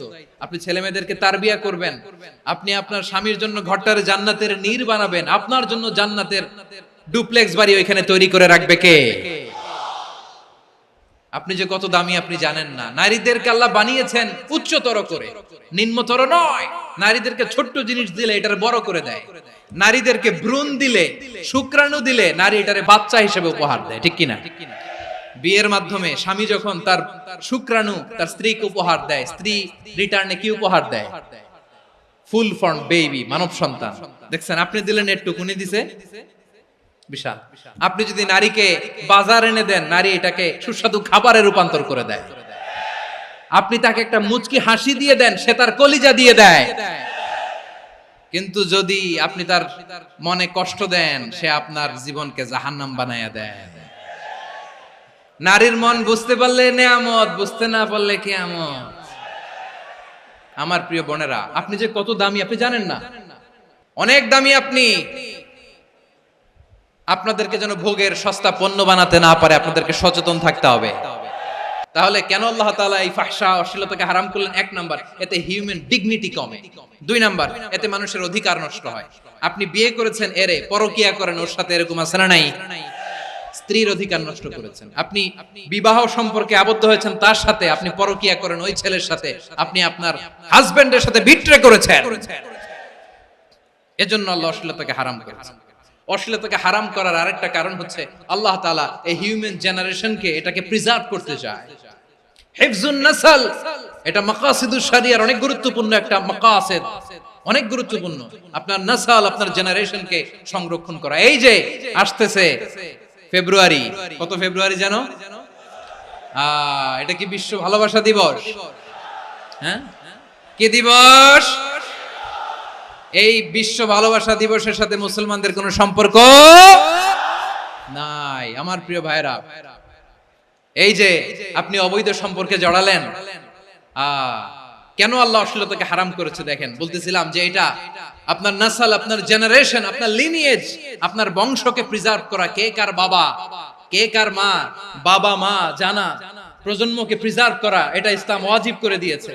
এই যে অবৈধ সম্পর্কের কারণে, বিশ্ব বেহায়া দিবসের কারণে, এগুলোর আউটকাম, আউটপুট হিসেবে মাঝে মাঝে এই ঢাকা মেডিকেলের ডাস্টবিনে নবজাতকের বাচ্চার কান্নার আওয়াজ শুনতে পাওয়া যায়। চট্টগ্রাম মেডিকেলের ডাস্টবিনে নবজাতকের কান্না শুনতে পাওয়া যায়। বীর চট্টলার মুসলমানেরা বুঝতে পারলে আওয়াজ করে বলেন, এই যে চট্টগ্রাম মেডিকেলে যে নবজাতকটা পাওয়া গেল, ওর বাবাকে আমাকে বলেন, ওর মাকে, ও কোন ফ্যামিলির সন্তান কেউ জানে? আপনি হিউম্যান ডিগনিটিকে অপমান করেছেন না? আপনি তার ভবিষ্যৎকে অন্ধকার করেছেন না? আপনি তার লিনিয়েজকে প্রশ্নবিদ্ধ করে দিয়েছেন না? এই জন্য আল্লাহ তাআলা অশ্লীলতাকে আমাদের জন্য হারাম করে দিয়েছেন। পড়েন সুবহানাল্লাহ। এই জন্য রাব্বুল আলামিন বলেন, কুল ইন্নামা হারামা রাব্বিয়াল ফাওয়াহিশা মা যাহারা মিনহা ওয়া মা বাতান। প্রকাশ্য অপ্রকাশ্য সব অশ্লীলতাকে হারাম ঘোষণা করে দিয়েছে কে? আবার দুনিয়ার বুকে যারা অশ্লীলতার প্রসার করে তাদের জন্য শাস্তি মজুদ রেখেছে কে? রব্বুল আলামিন বলেন, ইন্নাল্লাযীনা يحبون أن تشيع الفاحشة في الذين آمنوا لهم عذاب أليم في الدنيا والآخرة والله يعلم وأنتم لا تعلمون নিশ্চয়ই যারা বিশ্বাসীদের মাঝে অশ্লীলতার প্রচার প্রসার করতে চায় তাদের জন্য আমি মর্মন্তুদ শাস্তি প্রস্তুত করে রেখেছি, দুনিয়াতেও রেখেছি, আখিরাতেও রেখেছি। ঘোষণাটা কার? যারা এই নাটকের নামে, সিনেমার নামে, রূপালী জগতের নামে, মুভির নামে, ওটিটি প্ল্যাটফর্মের নামে আমার সমাজে অশ্লীলতা ছড়াতে চায় তাদের জন্য কঠিন মর্মন্তুদ শাস্তি মজুদ রেখে দিয়েছে কে? ও আমার বোনেরা, এখনো আপনি জাগবেন না? এখনো আপনার চিন্তার দুয়ারে এখনো নাড়া পড়ে নাই? ওরা আপনাকে উলঙ্গ বানাতে চায়, ওরা আপনাকে আইটেম গার্ল বানাতে চায়। এজন্য ইসলাম অশ্লীলতাকে হারাম করেছে। হারাম। ইসলাম বলেছে যোজন যোজন দূরে থাকো, ওরা বলে না কাছে আসো, কাছে আসার গল্প, ক্লোজ আপ ওয়ান, কাছে আসার গল্প আছে না নাই? তাহলে অশ্লীলতার সাথে আমাদের কোনো সম্পর্ক? সবাই বলতে পারেননি, আওয়াজ করে বলুন, অশ্লীলতার সাথে আমাদের কোনো সম্পর্ক? আমরা এই সমস্ত ক্লোজ আপ ওয়ান, কাছে আসার গল্পের প্রোগ্রামে যাব? আমরা কোন ধরনের অশ্লীল কন্টেন্ট সোশ্যাল মিডিয়ায়, টিভিতে দেখব? কি যুগ যে আমরা কাটাচ্ছি আপনি কল্পনা করতে পারবেন না। পর্ন ইন্ডাস্ট্রি, নারী পুরুষের বস্ত্রহীন যুগল দৃশ্য, এটাকে দিয়ে ওরা কোটি ডলারের ইন্ডাস্ট্রি বানিয়েছে। পুরো মানব ইতিহাসে এরকম জঘন্য সময় মানব ইতিহাস পার করে নাই। পর্ন এটা ইন্ডাস্ট্রি হয়ে গেছে। আমাদের এই যুবকগুলো, জেনজি গুলো, ওদের চরিত্র বাঁচাবে কি করে? কেমন করে হেফাজত করবে ওদের এই মূল্যবান চরিত্র? আমার প্রিয় ভাইরা, এই অশ্লীলতার দ্য লেটেস্ট ভার্সন হচ্ছে LGBTQ, শরীফ থেকে শরীফা। শুনছেন আপনারা?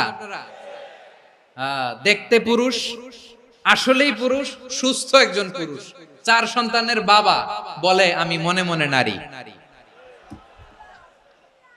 দেখতে নারী, সুস্থ নারী, আসলেই সে দিব্যি একজন নারী, বলে আমি মনে মনে পুরুষ।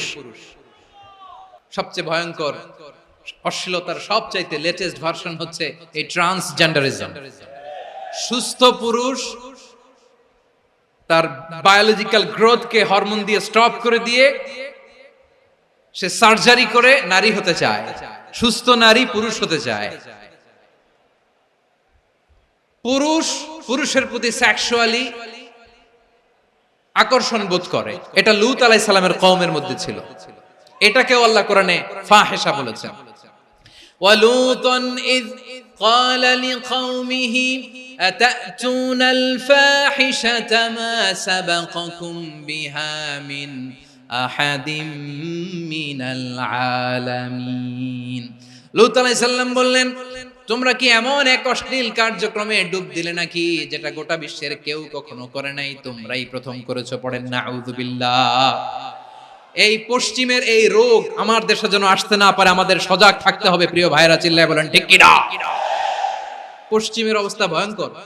পাশ্চাত্যে, আমি যুক্তরাষ্ট্রে ছিলাম অনেকদিন, কয়েক মাস, বিভিন্ন স্টেটে ঘুরেছি। গার্ডিয়ানরা উদ্বিগ্ন, ছেলে মেয়েদেরকে, ছোট্ট ছেলে মেয়ে, ওদেরকে জিজ্ঞেস করে, তুমি how do you feel right now inside yourself? তুমি ভিতরে ভিতরে কেমন ফিল করো? তোমার কি ছেলে ছেলে লাগে না মেয়ে মেয়ে লাগে? আচ্ছা বলেন, এই ছোট্ট বাচ্চাটাও কি এগুলো জেন্ডার অ্যাসাইনমেন্ট বলতে এগুলো কিছু বুঝে?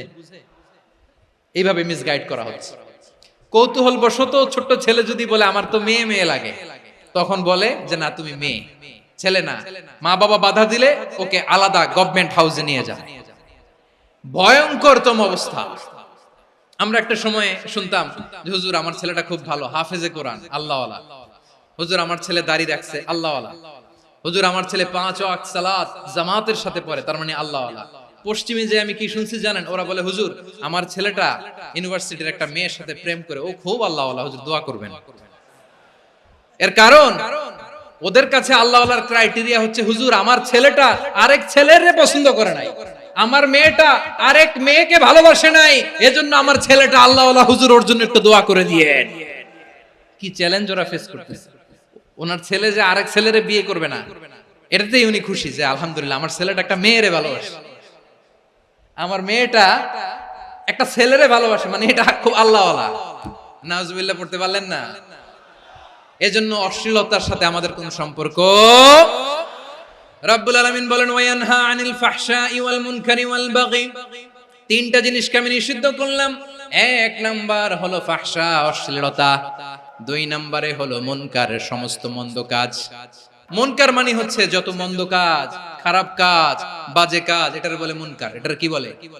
আপনারা পড়ছেন না, তা'মুরুনা বিল মা'রুফি ওয়া তানহাউনা আনিল মুনকার। সৎ কাজের আদেশ, অসৎ কাজের নিষেধ। মুনকার, মুনকার হচ্ছে মানুষের স্বাভাবিক বিবেকবোধ যেটাকে খারাপ বলে, ওইটাই মুনকার। পৃথিবীর সব আসমানি গ্রন্থ যেটাকে খারাপ বলেছে, মানুষের স্বাভাবিক বিবেকবোধ যেটাকে খারাপ বলেছে, এগুলো সব মুনকার। যেমন ইফতিজিং, এটা কি ভালো না খারাপ?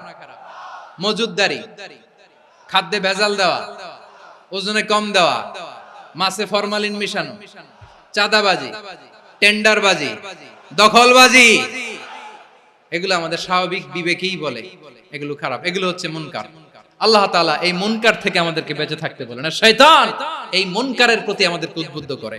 আল্লাহ তাআলা বললেন, ইয়া আইয়ুহাল্লাযীনা আমানু লা তাত্তাবিউ খুতুওয়াতিশ শাইতান ওয়া মান ইয়াত্তাবি' খুতুওয়াতিশ শাইতানি ফাইন্নাহু ইয়া'মুরু বিল ফাহশাই ওয়াল মুনকার। আল্লাহ বললেন, আমার গোলামেরা শোনো শোনো, ও আমার বিশ্বাসী বান্দারা খবরদার, তোমরা কশিনকালেও শয়তানের পদাঙ্ক অনুসরণ করবে না, কারণ শয়তান তোমাদেরকে অশ্লীলতা এবং মন্দ কাজের দিকে উদ্বুদ্ধ করে।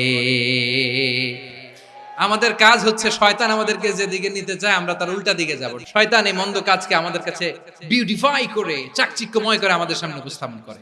এজন্য আল্লাহ বলেন মুনকারকে থামাতে হবে, মুনকার প্রতিরোধ করতে হবে। মুনকার প্রতিরোধের দায়িত্ব শুধু আমাদের নাকি?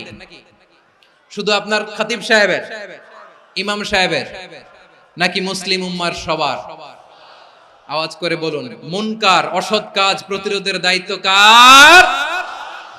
রাব্বুল আলামিন বলেন, কুনতুম খায়রা উম্মাতিন উখরিজাত লিন-নাসি তা'মুরুনা বিল মা'রুফি ওয়া তানহাউনা আনিল মুনকার। তোমাদেরকে শ্রেষ্ঠ জাতি করে জমিনের মধ্যে আবির্ভূত করা হয়েছে, যাতে করে তোমরা জমিনের ভেতরে সৎ কাজের আদেশ করতে পারো আর অসৎ কাজের নিষেধ করতে পারো। উম্মাহ, কুনতুম খায়রা, তাহলে গোটা উম্মার দায়িত্ব, এটা বুঝতে পারছেন তো? আচ্ছা, আরো নিচে আসেন। এরপরে আল্লাহ বললেন, শুধু উম্মাহ না, এই জমিনের রাজত্ব আমি যাদের হাতে দেই, এই জমিনের মালিক আমি যাদেরকে বানিয়ে দেই, যাদেরকে আমি সরকারের দায়িত্ব দেই, তাদেরকেও মুনকার প্রতিরোধের দায়িত্ব দিয়েছে কে? আল্লাহ বলেন, যারা ক্ষমতার মসনদে বসেছে তাদেরকে 4 দফা কর্মসূচি আমি আল্লাহ দিলাম। আওয়াজ করে বলেন, কয় দফা? আল্লাহ বলেন, আল্লাযীনা ইম্মাক্কান্নাহুম ফিল আরদি আকামুস সালাতা ওয়া আতাউয যাকাতা ওয়া আমারু বিল মা'রুফি ওয়া নাহাউ আনিল মুনকার ওয়ালিল্লাহি আকিবাতুল উমুর। যারা এই জমিনের উত্তরাধিকার হয়েছে তারা 4 দফা কর্মসূচি নিয়ে সামনে আগাবা। সালাত কায়েম করবা, যাকাত আদায় করবা, সৎ কাজের আদেশ দিবা, অসৎ কাজ থেকে মুনকার প্রতিরোধ করবা। আদেশটা কার? আমার প্রিয় চট্টলার ভাইরা, পুরো উম্মার দায়িত্ব মুনকার প্রতিরোধ করা, সরকার প্রধানের দায়িত্ব মুনকার প্রতিরোধ করা। এরপর আল্লাহ বলেন, প্রতিটা ফ্যামিলির যিনি প্রধান সিইও বাবা, প্রত্যেক বাবারও দায়িত্ব এই মুনকার প্রতিরোধ করা। আওয়াজ করে বলেন ঠিক কি না? যেমনটি সাইয়েদনা লোকমান আলাইহিস সালাম ওনার কলিজার টুকরা সন্তানকে আদেশ করেছেন, ইয়া বুনাইয়া আকিমিস সালাতা ওয়া'মুর বিল মা'রুফি ওয়ানহা আনিল মুনকার। পড়েন সুবহানাল্লাহ। বাবা ছেলেকে সবক দিচ্ছে, লোকমান আলাইহিস সালাম ছেলেকে বলতেছে, ওরে আমার কলিজার টুকরা সন্তান, ওরে আমার বাছা, নামাজ কায়েম করবা, সৎ কাজের আদেশ দিবা, আর মুনকার প্রতিরোধ করবা, অসৎ কাজ সমাজ থেকে খারাপ কাজকে ঝেঁটে বিদায় করে দিবা। তাহলে দেখেন আমি স্টেপ বাই স্টেপ নামলাম। পুরা উম্মার দায়িত্ব, জমিনের উত্তরাধিকারী আল্লাহ যাদেরকে বানিয়েছেন সরকার, তাদের দায়িত্ব, প্রতিটি ফ্যামিলির প্রধানের দায়িত্ব, এরপরে বিশ্বনবী বলেন সচেতন প্রতিটি মুসলিমের দায়িত্ব সমাজ থেকে মুনকারকে উৎখাত করা। বিশ্বনবী বলেছেন মান রাআ মিনকুম মুনকারান ফালিয়ুগাইয়িরহু বিয়াদিহি ফাইন লাম ইয়াস্তাতি ফাবিলিসানিহি ওয়া ইন লাম ইয়াস্তাতি ফাবিকলবিহি ওয়া যালিকা আযআফুল ঈমান। সমাজে যে মুনকার দেখবে, খারাপ কাজ দেখবে, সে যেন হাত দিয়ে সেটাকে থামায়। আমার প্রিয় ভাইরা, না থামালে আমরাই ডুববো শেষমেশ। আমাদের বাঁচার জন্য হইলেও থামাইতে হবে। রব্বুল আলামিন বলেন ওয়াত্তাকু ফিতনাতাল লা তুসিবান্নাল্লাযীনা যালামু মিনকুম খাসসা। ও আমার গোলামেরা, ওই আযাবকে ভয় করো যে আযাব যখন আমি জমিনের বুকে পাঠাই শুধু জালেমদেরকেই মারি না, আলেমদেরকেও মারি। আযাব যখন আসে তখন শুধু জালিমই মরে না, আলেমও মরে। জানেন মুসা আলাইহিস সালামের পায়ে একবার লাল পিঁপড়া, তো উনি রেগে মেগে পাশি দেখে লাল পিঁপড়ার বাসা, পা দিয়ে ডলে মুছে সবগুলো পিঁপড়া মেরে ফেলছে। এই ঘটনাটা আল্লাহ ঘটিয়েছেন এজন্য মুসা আলাইহিস সালাম ছিলেন কালিমুল্লাহ, সরাসরি আল্লাহর সাথে কথা বলতেন। তিনি আল্লাহকে জিজ্ঞেস করেছিলেন, আল্লাহ তুমি যখন কোন জনপদে আযাব পাঠাও, শাস্তি দাও, ওখানকার শুধু জালেমরাই তো মরে না, ভালো মানুষগুলাও মরে, তো আযাব দিবা মুশরিকদের উপর দিবা, অবাধ্যদের উপর দিবা, ভালো মানুষগুলোরে মারো কেন? আল্লাহ বললেন, মুসা তোমার যে কামড় দিছিল পায়ের মধ্যে পিঁপড়া, কয়টা পিঁপড়া? একটা পিঁপড়া, তো সবগুলারে মারলা কেন? রেগে মেগে পুরো পিঁপড়ার বাসা ভেঙে মেসাকার করলা কেন? আমি যখন অ্যাকশনে যাই, আমি যখন শাস্তি দেই, তখন এত বাস বিচার করা হয় না, বাস বিচার করা যায় না। যখন অ্যাকশনে যাওয়া হয় ওইটা ডাইরেক্ট অ্যাকশন হয়ে যায়। চিল্লায় বলো ঠিক কি না? এজন্য আমাদের বাঁচার জন্য হলেও এই পাপ থামাতে হবে, এই শয়তানের অট্টহাসি থামাতে হবে, অন্যায় অপরাধ সমাজ থেকে আমাদের থামাতে হবে। কারণ আযাব আসলে ওরাও মরবে, আমরাও মরব। একটা জাহাজ 2 তলা, আপনি আছেন 2য় তলায়, নিচের তলার কিছু লোক জাহাজের তলা ছিদ্র করতে আরম্ভ করছে। কি ছিদ্র করতেছে? আচ্ছা, জাহাজের তলা ছিদ্র করলে তলা দিয়ে কি ঢুকে? এখন আপনি যদি বলেন আমার কি, আমি তো 2 তলায়, আমি তো ভালো আছি, ওরা ছিদ্র করে ওরা মরবে। আসলে কি শুধু ওরা মরবে? তলা দিয়ে যখন পানি ঢুকবে, জাহাজ ঢুকলে আপনিও মরবেন। এজন্য নিজে মরার আগে ওই পাগলগুলোর নিচতলায় যে থামাতে হবে। চিল্লায় বলেন ঠিক কি না? এজন্য আল্লাহ বললেন মুনকার প্রতিরোধের দায়িত্ব সমাজের টপ টু বটম সবার। এজন্য মুনকার প্রতিরোধ করার দরকার আছে না নাই? সমাজে এই যে ইফটিজিং হয়, আপনার বোনের বয়সী একটা মেয়েকে কিছু বখাটে টিটকারি করে, এই বলে সেই বলে, নোংরা কথা বলে, রাস্তায় দেখেও আপনি পাশ দিয়ে না দেখার মতো চলে যান কেন? আপনি দাঁড়ান না কেন? আপনি দাঁড়ালেই তো থেমে যাবে, কারণ সত্যের যে শক্তি তার সামনে মিথ্যা মুখ থুবড়ে পড়ে। আপনার সামনে ও কিছুই না, নাথিং। আপনি দাঁড়ান, ওকে প্রশ্ন করেন যে আমার বোনকে তুমি ডিস্টার্ব করো কেন? আপনাকে দেখে আরো 5 জন দাঁড়াবে, 5 জনকে দেখে আরো 10 জন দাঁড়াবে। আমাদের নীরবতা আর আমাদের নিশ্চুপ থাকাই জালিমদেরকে আরো শক্তিশালী জালিম বানিয়েছে। এজন্য মুনকার প্রতিরোধের দায়িত্ব আমাদের সবার। টেন্ডারবাজি, চাঁদাবাজি, দুর্নীতি, অপরাধ, দখলদারিত্ব, মজুদদারি, এগুলো সবকিছু একসাথে প্রতিরোধ করতে হবে। ঠিক কিনা বলেন? একটা মানবিক সমাজ যদি চাই, প্রতিরোধ করতে হবে। প্রিয় ভাইয়েরা, আল্লাহর শপথ নিয়ে বলি, এই নাসিহাত গুলো সবার জন্য, সব দলের জন্য, সব মতের মানুষের জন্য। আমরা কোনো দলের প্রতি মানুষকে ডাকি না, আমরা ডাকি ইসলামের দিকে। সব দলের, সব মতের, সব মানুষদেরকে আমরা আহ্বান জানাই, আসুন আমরা একটা সুন্দর সমাজ বিনির্মাণ করি। এই যে নতুন বাংলাদেশের এক সুযোগ এসেছে, আর জীবনে হয়তো আসবে না, সামনের 100 বছর এই সময় আসবে না।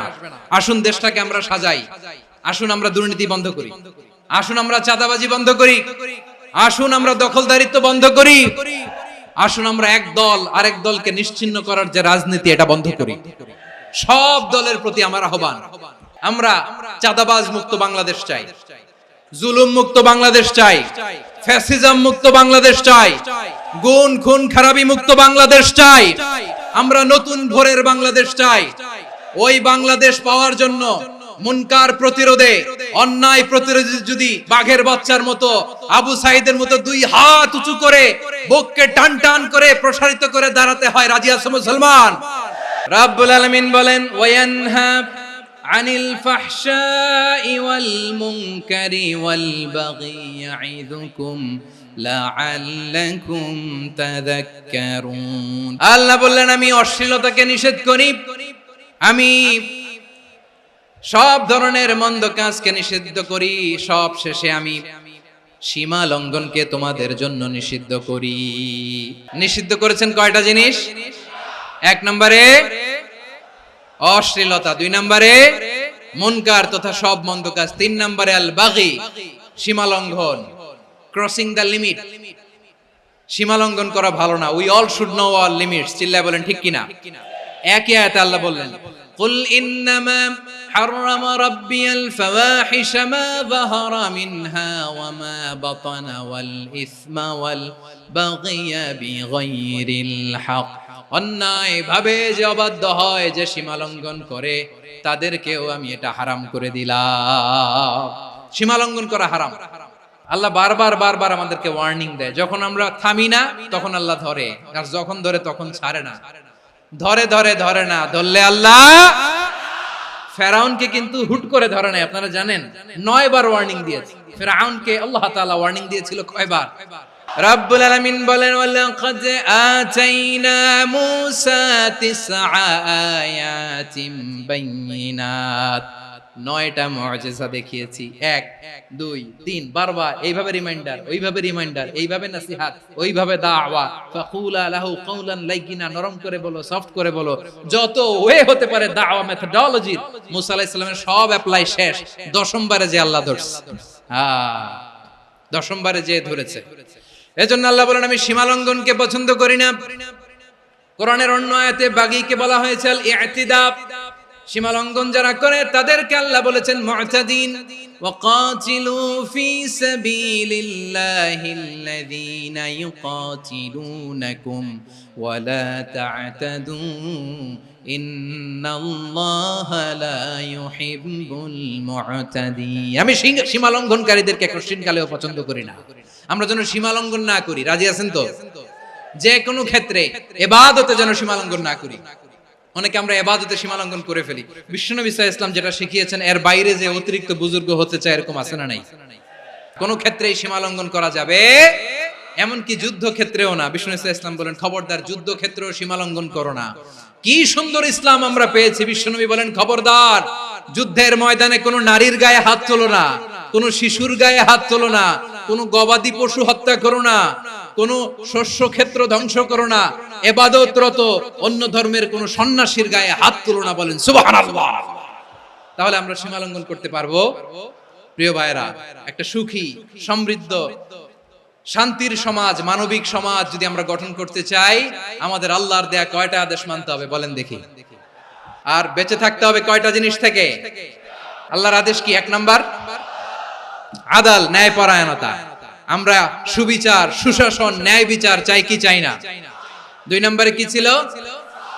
মাশাআল্লাহ, আমরা যেন সবার প্রতি দয়া পরবশ হই, ইহসান করি। 3 নম্বরে কি ছিল? নিকটাত্মীয়দের দান করা, তাদের অধিকার প্রাপ্য বুঝিয়ে দেওয়া। পাশাপাশি 3টা জিনিস থেকে আল্লাহ বারণ করেছেন, নিষেধ করেছেন। তার প্রথমটা ফাহশা, অশ্লীলতা। অশ্লীলতার সাথে আমাদের কোনো সম্পর্ক। 2 নম্বর নিষেধাজ্ঞা কি ছিল? আল মুনকার, সমাজের যত মন্দ কাজ এগুলোকে আমরা প্রতিরোধ করব। রাজি আছেন তো সবাই? 3 নম্বরে আল বাগী, সীমালঙ্ঘন। কোন মুসলিম সীমালঙ্ঘন করে না। রাব্বুল আলামিন শেষে বললেন ইয়াইদুকুম লাআল্লাকুম তাযাক্কারুন। আল্লাহ তোমাদেরকে উপদেশ দেন যাতে তোমরা শিক্ষা গ্রহণ করো। আমরা উপদেশ দেব, আমরা জোর করে কাউরে কিছু মানাতে চাই না। লা ইকরাহা ফিদ্দিন ওয়াযাক্কির ফাইন্না যিকরা তানফাউল মুমিনিন। উপদেশ দিলে এটা মুমিনদের কাজে দেয়। লাস্তা আলাইহিম বিমুসাইতির ইন্নামা আনতা মুযাক্কির। নবী হে, আপনি রিমাইন্ডার দাতা, আপনি উপদেশ দিবেন। আমরাও বিশ্বনবীর এই হাদিসগুলো থেকে, কোরআনের আয়াত থেকে রিমাইন্ডার, এই কথামালা, বাণী বাহক হিসেবে এই বাণীগুলো আপনাদের সাথে কাছে পৌঁছে দিলাম। আমরা আল্লাহ তাআলার কাছে প্রার্থনা করি, আল্লাহ আমরা যেন আদল দিয়ে আমাদের সমাজকে গঠন করতে পারি। আল্লাহ আমরা যেন ইহসান করতে পারি। আমরা যেন নিকটাত্মীয়দের দান করতে পারি। আল্লাহ যত ধরনের অশ্লীলতা, অনাচার, মন্দ কাজ, সীমালঙ্ঘন, অবাধ্যতা থেকে যেন আমরা বেঁচে থাকতে পারি। আল্লাহ তাআলা আমাদের সবাইকে কথাগুলো বোঝার ও আমল করার তৌফিক দান করুক। হাযা মা ইনদি ওয়াল ইলমু ইনদাল্লাহ আলাইহি তাওয়াক্কালতু ওয়া ইলাইহি উনীব। সুবহানাকাল্লাহুম্মা বিহামদিকা আশহাদু আল্লা ইলাহা ইল্লা আনতা আস্তাগফিরুকা ওয়া আতুবু ইলাইক।